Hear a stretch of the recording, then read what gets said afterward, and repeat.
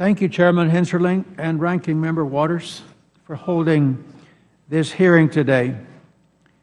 And thank you for our panelists for your testimony.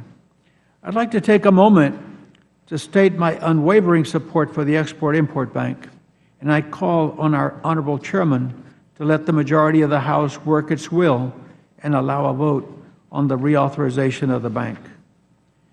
The Export-Import Bank is a vital free market economic engine for our manufacturers, producers, and exporters, as has been pointed out before me. This March alone, the bank financed over $1 million in exports in my South Texas congressional district. Additionally, the bank has supported thousands of jobs in my district over the past 5 years. So these are good jobs in a very high need area that would not have been possible without the bank. Chairman Hochberg, many claim the bank is not needed and that it only supplements would-be private capital. Part of the bank's mandate is that the bank is not to compete with private capital. Can you tell us how the bank ensures that its loans go to support U.S. exports that would not otherwise be able to secure other financing? Certainly. Congressman, thank you. On every application, the applicant must state why they're seeking EXIM financing.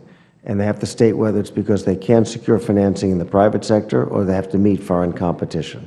So that is part of the application, just like their financial statements on everything else. So they certify that, and in most cases, we also can verify it independently. Considering that the bank is a lender of last resort, stepping in when private financing alone is not available, do you believe the bank distorts the U.S. market negatively? I believe we supplement the private sector, because the private sector is the one that brings us in. If you go to a bank and you're looking for export finance, if the bank can't make the loan happen, they will come. They'll say, well, with an EXIM guarantee, we can. I was in Detroit, a company with small business engineering to the Mideast, and their banker was at the same roundtable. The banker said at Bank of America, without an EXIM guarantee, we told the client we will not take on that risk. So in that case, it was the bank that brought us in and said, with an EXIM guarantee, we can make that. And that small engineering firm is now providing services to the airport authority in Doha. Thank you for that explanation. Chairman Hochberg, as you all know, the bank supports about 2% of U.S. exports.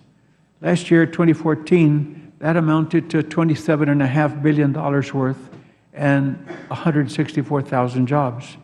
I find it funny that the bank's detractors love to point to that 2% figure as evidence that the bank's role is minuscule and unnecessary. But when, without a hint of irony, turn around and argue that the bank has huge negative market distorting effects. What do you think?